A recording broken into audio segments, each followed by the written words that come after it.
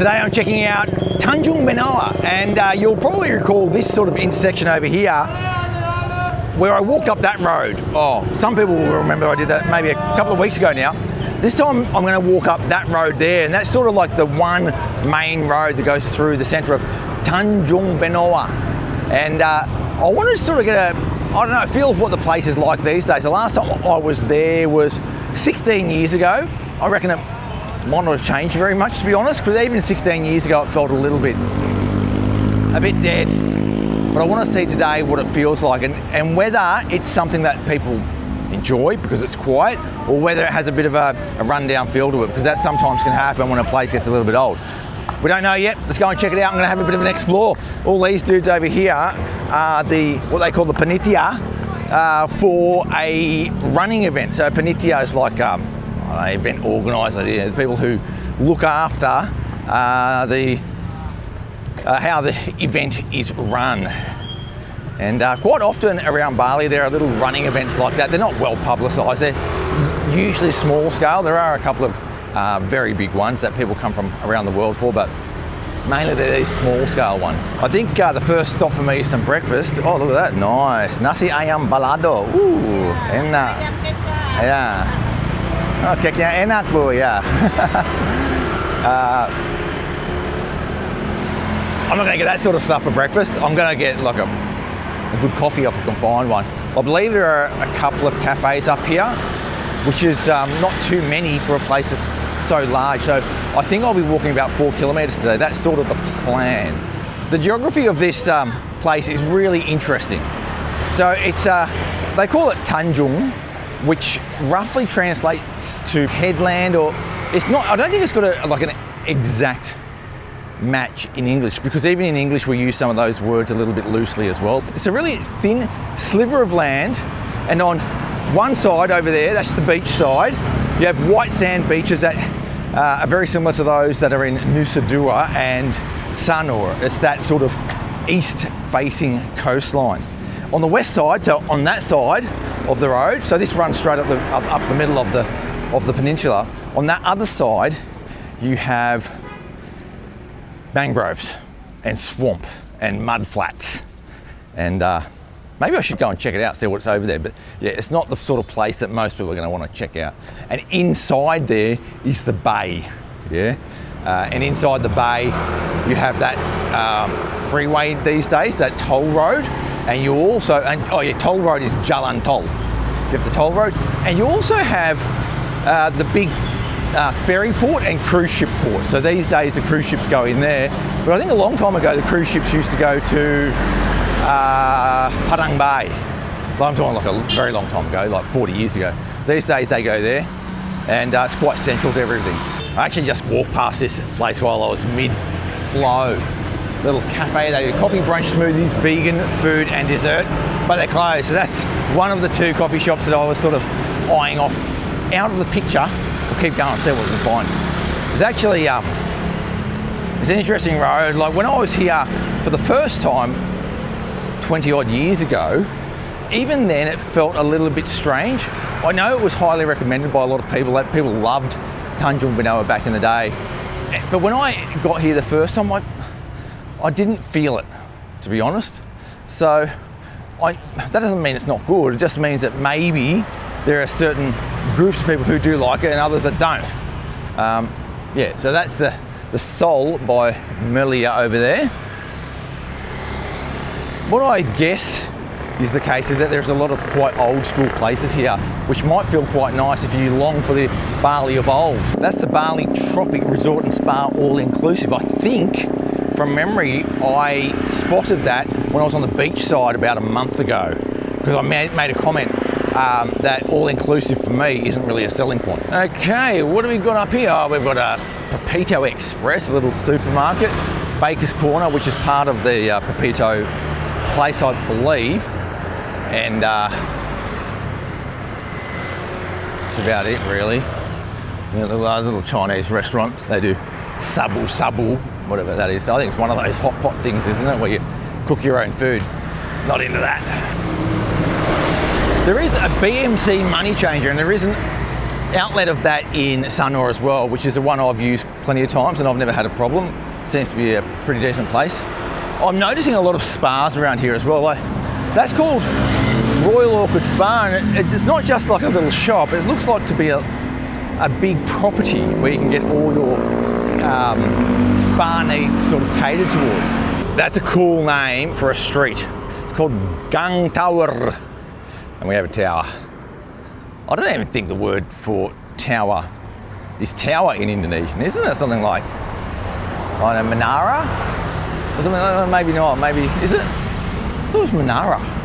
But that's a different thing, that's a different tower. So yeah, maybe I haven't got the word for that. Maybe it is actually tower. I once mentioned, probably 18 months ago now, I would reckon that when I walk around, I've got to be careful what's in the background, because sometimes there are signs promoting services which are not allowed on YouTube. So what will happen is, after I edit my video, I'll go back and look through the video in the background for things which are sort of a bit dodgy. Like, I can see there's a sign in front of me. I can't show it because the words on there are, yeah, a bit controversial. I'll have to edit that out now. So sometimes you'll see a little blur go past my ear, and that's where I've actually blurred a sign out after the fact.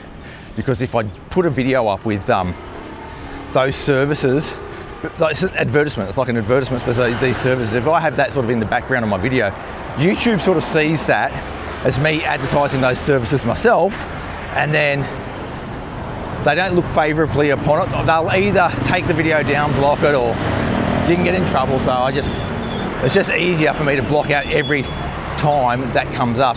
And in the past, I have had videos blocked because of it, so I've got to be a bit careful. Oh, that looks interesting. Warung Liberdade. Liberdade? Liberdade? I don't know. That's the sort of place that you want to come if you're in this area. It's an outdoor warung style. They seem to have lots of beers and stuff. There's another one next to it called Bali Licious. I thought that was the same place for a second there. And I reckon that's the sort of place that you might want to go to if you just want food that you're happy with. You know, you don't have to sort of think about it too much. It's not like a real local style, but it's not a fancy place like in all the resorts around here. It's sort of what you want, isn't it? Heaps of these spas though, like there's 2 in a row here, but I reckon I've probably walked past maybe 15 already. Like, it's just one after another. Maybe this is Spa Central in Bali. That place is the Royal Santrian. Oh, they've got that wedding venue. Oh, I get it now. So that big chapel that I saw on the beach a month ago is actually part of this place, it looks like. All right, Hilton Garden Inn. I can hardly see it. They've got a big wall out the front. It's sort of like Fort Knox, trying to get a view of that place. But it seems to be a big block of apartments rather than like a resort or hotel. There it is. That's what we're looking at. I think it's 4 stories. Yeah, looks all right. I mean, Hilton's got a good name, should be all right. Interesting though that seems to be a new property around here. So they've sort of, I guess, injected a bit of money into the area. Oh, there's the Conrad Bali. That was always a famous one back in the day as well, wasn't it? I've got to say that all of these hotels look a lot better beachside than they do roadside, that's for sure. It's not very attractive. Well, that's interesting. You can get bike rental up here, another spa treatment if you want. You can get tours. So once another spa, once you're here, if you think, you know what, I need to get around on a bike, you'll easily get a motorbike out of here. This is the thing about Tanjung Benoa, is that compared to Nusa Dua, it's less restricted. I mean, Nusa Dua these days has loosened up a heap since it sort of opened, but this place is still a lot freer. You walk out of that door and you are straight onto the main street where there are all sorts of businesses, whereas in Nusa Dua you still do have to walk out of the resort zone, which is not a big deal, but it's just something to note, I guess. Ooh, we've got Jamu being sold here. Look at that one. So if you have a like a penyakit, an illness, Jamu is a really good fix for it. It's like a traditional herbal tonic. And there's all different types of blends that the seller will have made.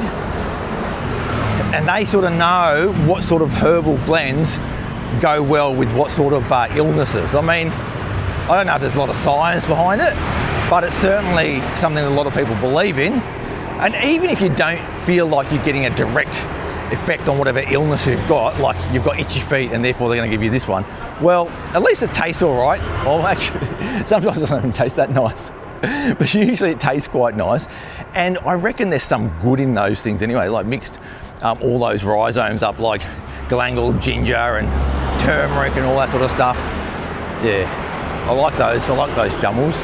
But I think the thing with jamu is that you can't really have jamu and not really speak to the seller about what the purpose is. Like, just drinking it because it's a nice drink is probably not really the way it's supposed to go, which is interesting because I noticed that there is a brand selling like a commercial style jamu now, which, I don't know, it sort of feels to me like that if you get jamu, you're going to the seller and saying, getting a bit of advice. Hey, what's the best one? Sometimes I get upset stomach. What would be the best one just to settle that down a little bit? And they'll say, oh, just have a drink of that. You'll be right if you have a bit of that. Or, you know, like if you've broken your leg, it's not going to fix that. But yeah, all those internal little things they have some little tonics for. I like it. It's a nice sort of additional thing here in Indonesia. But speaking to the seller really sort of, for me, so important when you're getting jamu.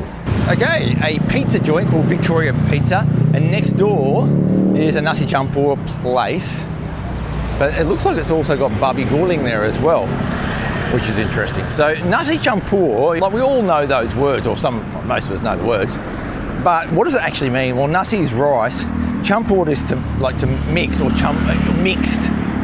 Yeah, so it's like mixed rice, but it sort of doesn't do it justice because if you say mixed rice, it feels like you might have yellow rice, red rice and white rice all mixed together and then your rice is mixed, but it's not that.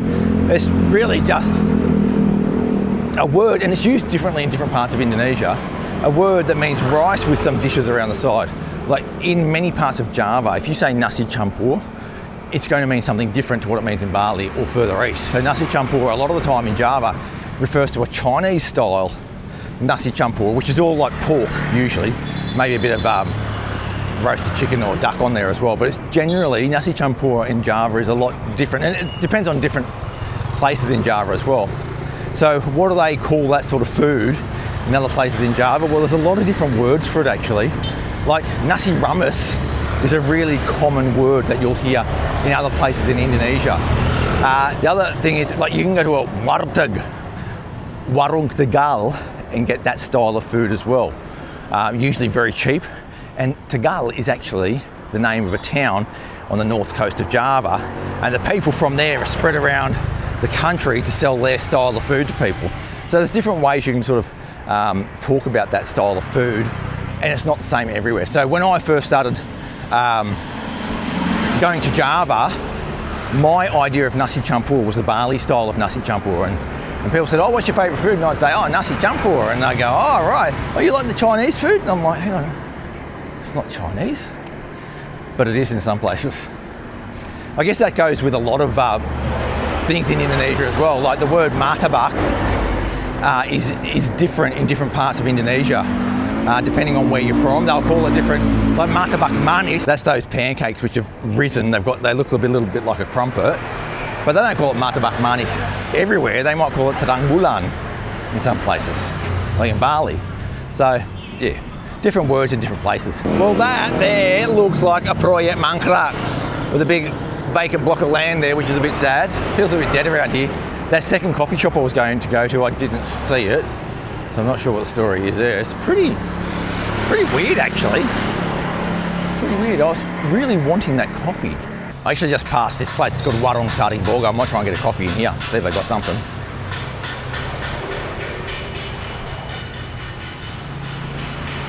Well, I do have a breakfast menu, like a packet. They've got 3 packets there. You get an Indonesian breakfast, you get an omelette or an egg breakfast, or you get a pancake breakfast with toast, sliced fruit, and coffee and tea. I think I might do that actually. Well, this is part of my breakfast. I've got a nasi goreng coming along as well. That's the old school coffee, which I really love these old school coffees. Like, they've boiled it, it's got 2 sections on it, and then, look at that. Oh, there's a bit of sediment coming out, but I just love it. Love the old school coffee.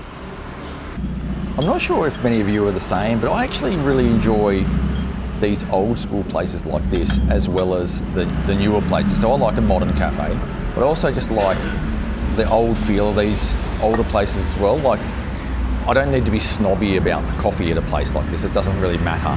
I just enjoy the atmosphere.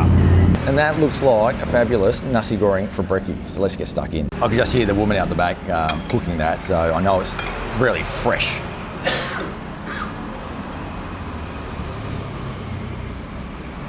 Good. Really good. So if you want to be reminded of the old days, come to Warung Sari Boga for your brekkie. They've even got a guest house out the back that seems to be a few foreigners sort of staying in. So it must be a cheap place to live. I'm actually really glad I went there. I'm glad I actually didn't get into one of those modern cafes. The sort of more I walk around on these sorts of walk and talk type things and bump into little warungs that I would have normally gone into in the past, the more I appreciate that side of Bali, which you're not automatically drawn to, because what happens when you get onto like Google Maps or what have you, or you're looking at reviews and so forth, you're looking for something very technical. The coffee here is the best made coffee in all of Indonesia, or the food here is made by XYZ 5-star chef and it's just brilliant. But a lot of those places, or the view is great, for example, but a lot of those places leave out one really important part of it, and that's vibe, atmosphere, reminiscing about the old days, which is actually part of the experience and quite enjoyable as well. And when I go to a place like that and I have a nasi goreng, which reminds me of 30 years ago, and it's just full of flavour and, good quality, I love it. It's actually what I want. I actually prefer that to going to a modern coffee shop. And the coffee there is old style Bali coffee. Very nice, very delicious, but just different to a modern coffee. Okay, Ketut's Barbecue Kitchen looks pretty cool. I actually need to take my own advice more of the time and actually stop in at more of those places. It's hard though to, there's another place that looks pretty popular because it's got state of origin stuff and AFL signs all over the place, so that might be popular as well. That one's called New Meads. The thing about these places is that it's hard to recommend somewhere where I think, for example, say that coffee there, I can't go in there and say it's the best coffee I've had. So it's hard for me to say. I'm not going to slag it off because I don't hate it, but I'm not going to say anything really too interesting about it either. It's just a Bali coffee, isn't it? So it gets a little bit difficult to sort of make the recommendation. It doesn't sound very exciting, does it? So if I say you should go to that place if you're in the area, you'd be going, but what for? The coffee's not that good. You had a fried rice, like how good can it be? Keep heading up north and observing some of these proyek mangkrak. Geez, there are a few of them around here. It's got a bit of a feel about it actually. It has got a bit of a feel that, yeah. Well, that's a coffee shop, Area Coffee Bali, coffee sandwich pastry. Okay, so if I hadn't have found the place I just went to, I would have gone there. That would have been a nice place for a coffee. It looks a little bit more modern. Yeah, I guess the thing is about Tanjung Benoa, it does feel dead. It's a really odd thing, to be honest, because there are massive parts of Bali that are feeling abandoned. Like Lavina has a feel to it as well, about being abandoned. Tanjung Benoa, a little bit abandoned, not too many people here. And there are a lot of other places that are booming, like Bali's just had a record year in terms of visitor numbers. So how can you have a record year of visitor numbers yet a lot of places feel dead? That looks nice as well. Kubu Garden Restaurant and Coffee. That's nice. It's actually quite pleasant down here. I actually quite enjoy it. That is the Hotel Nico. I think that was a big one back in the day. That sounds very familiar, that hotel name. It's weird, isn't it, how Bali's got these different patches of growth and then other patches where they're dying off a little bit. And I think a place like Tanjung Benoa, it actually makes a lot of sense. It's just that people don't choose to come here anymore as much as they used to. Like nice beaches, a decent single road, single main street, which makes it very easy to go and get a bite to eat. Seems to be quite a bit of decent food around here as well. Well, there you go. That is Peninsula Beach Resort, Sports Bar and Grill. So it's obviously the bar and grill attached to the resort. It looks pretty cool. Nice little place to go and get a bite to eat and a drink, I'd say. And that there obviously is the resort itself, the Peninsula Beach Resort. But yeah, getting back to that story, I mean, you look at someone like Chandidasa, a very loyal viewer of the channel by the name of, or viewers, Wayne and Jill, have just come back from Chandidasa and hello, how are you? No, thank you. They've just come back from Chandidasa and they know that Chandidasa is a little bit sort of subdued anyway, a little bit quiet normally anyway. But they reckon this time they went there, it was like completely dead. Like just almost like it was abandoned. It was so quiet. And a place like Chandidasa does have a lot of natural beauty. It's actually quite a beautiful place, but people just aren't going there. I know that Lavina is just dead, feels just abandoned, you know. Tanjung Benoa definitely feels a bit abandoned, you know, it used to be a thriving place. No, this is nice. Little sort of apartment block with some shops down below. A couple of little, you know, little coffee shops and stuff. It's just odd how that happens in Bali, where it's like a boom and bust. To be honest, Kuta is one of those places now where I think it's feeling quite dead. If you go down Poppies 1 or even Poppies 2 now, those roads are nothing like they used to be. There's no vibrancy there. All the vibrancy has been sapped out of it. There's a bit of construction going on, but you don't feel the same as you used to. It's not that exciting place anymore. Yeah, weird. Just so weird when you've got such record numbers happening in Bali. The big question becomes, if we've got record tourist numbers in Bali and all these places are dead, where are the tourists going? I mean, even Sanur is not that busy at the moment yet. I mean, it's not dying, but it's not busy. But where are all the tourists going right now? And I can only really think of two places, Ubud and Canggu. But I think it's true. I think huge numbers of younger people are going there, and it's sort of masking a different story. Behind the scenes of those high tourist numbers is actually a bit of a lowering of the numbers in the sort of middle-aged, sort of older people. That's what I'm guessing. Because if the numbers are so high there, but not high everywhere else, it sort of feels like it masks it. It must be just bedlam down in Canggu. I went there once since I moved here. That's all I've done. I've done one trip there since I moved here. It's a shocker. Like, I hate it, actually. I hate it. The number one issue for me there, of course, is traffic. When I was there, I just got caught up for about an hour. I was on a motorbike. I was stuck in gridlock on just a normal road. It was just the traffic didn't move. But that's not the only issue. It's actually a lot of the people there I don't like. Now, it's not like I don't like young people. That's not what I'm talking about. I mean, it's not like, oh, you're old and you don't like young people and that's what people have done for generations and slagged off the young kids. It's not that at all. There's a bit of an attitude there, a bit of an arrogance. And it's not just from certain nationalities, it's from all of them. There's an arrogance there, and almost like it seems to be built on social media. So, you know, social media, it's very competitive and you've got to look your best, and you know that whole thing about looks maxing and you know, being a gym bro and all that sort of stuff. That's just huge there. It's just something I just do not like. And those people around you are not really very pleasant to be around, to be honest. Just not my type of people. There you go. Slagging off Canggu. You didn't have that in your cards today, did ya? The thing about that crowd is they are quite fickle, and I would not be surprised if once the trend moves in a few years' time, that they abandon Bali and go somewhere else. Like if somewhere else, if somewhere else in the world pops up as being the destination, they'll all just move there, and that'll be the end of Bali for them, I reckon. I think it's a pretty dangerous game. All right, so we're coming to the Grand Mirage, which is that place there. That was big back in the day, wasn't it? Oh, by the way, there was a fire a few days ago at the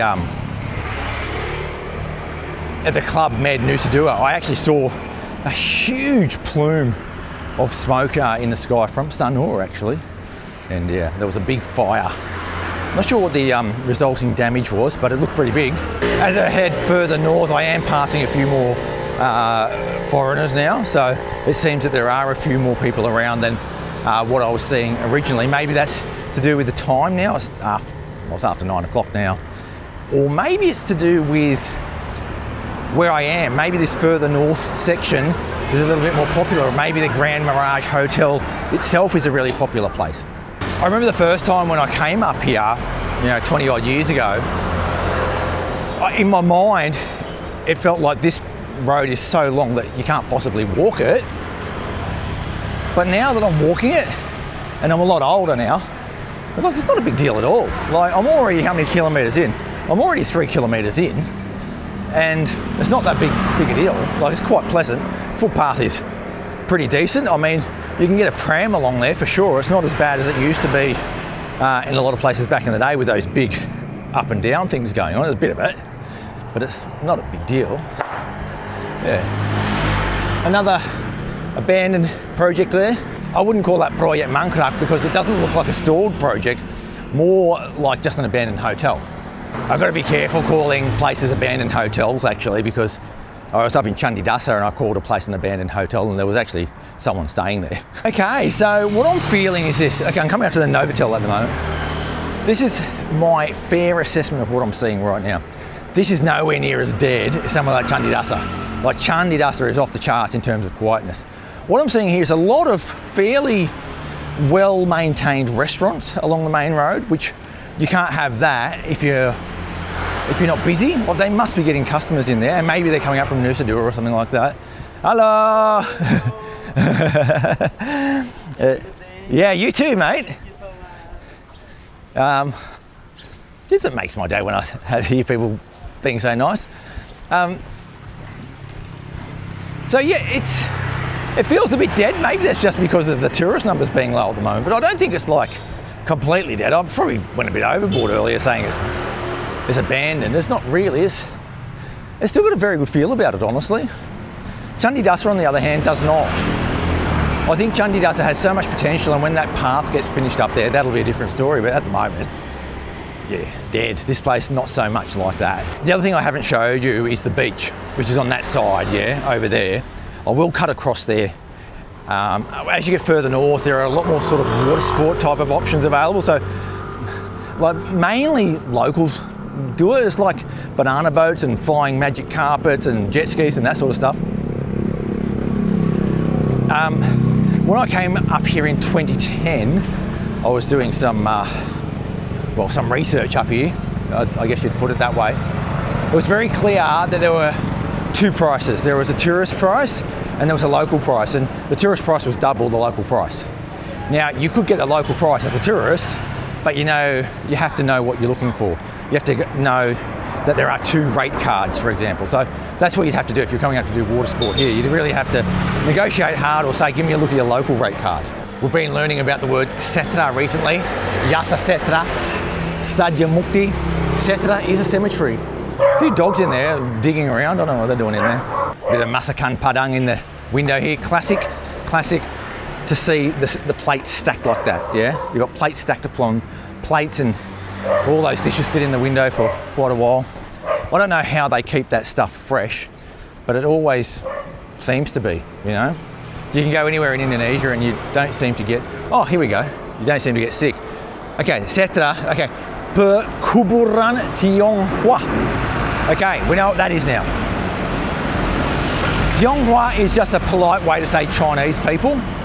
We say that in Indonesia because there is stigma attached to the word Cina. If you say the word Cina to mean Chinese person, it's got a really nasty, negative connotation to it. Yeah, so don't say Cina, unless you're joking around and the person you're joking around with is okay for you to do that, but it can be quite racist sounding. So the word now is Tionghoa, and Perkuburan, well, it's just a cemetery, basically. Yeah, so if you see that word, it's a Chinese cemetery. And when I say Chinese, I don't mean real, like, from China Chinese. I'm talking about Chinese Indonesians who have very little or zero connection to China. It's kind of like the Greeks and Italians in Australia, but even further back than that. So if we say an Italian in Australia, I mean, they're just Aussies, aren't they? We don't even really think of them as Italians, but here, Chinese people, or people of Chinese descent, have always been a little bit separate from the rest of society. There's a whole range of reasons for it. Like, you can't get into all of that, but basically a bit of discrimination, people not being allowed to, like, people had to change their names.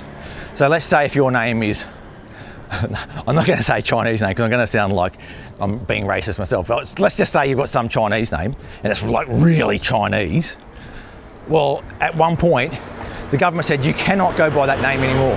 You have to choose an Indonesian name. So what people would actually do, they would take their last name, and it might be something like Tan, yeah? The last name might be Tan. And what they'd do, in order to get around the new rule, which said you have to have an Indonesian sounding name, they wouldn't actually get rid of their old Chinese name. They wouldn't get rid of the Tan.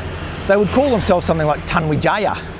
Yeah, Wijaya sounds really Indonesian, so Tan Wijaya, yeah, we'll get away with that. And they did. So there's a lot of Chinese Indonesians that'll have a name like Tan Wijaya, and without even seeing them, you know they're Chinese Indonesian, because at some point in the past, they've been forced to change their names. So that sort of stuff's been going on for a long time in Indonesia to the Chinese community. Bit of bad blood there, actually. I'm actually not that far from the very tip of this Tanjung Benoa. I'm not going to go all the way to the end because there's not really much to show you up there. There's a few seafood restaurants up there, but over here is one of these really big water sport joints. So I'm going to try and nick through the little staff access to the beach, show you what the beach looks like and see what's going on down there. I might get harassed to get on a banana boat, but we'll be able to brush those off pretty easily, I reckon. It's quite nice up here, got a little warung there, warung bintang. And then we get into, well, there's a path here, which is interesting. I don't know how far this path goes, but there's a little path up here as well.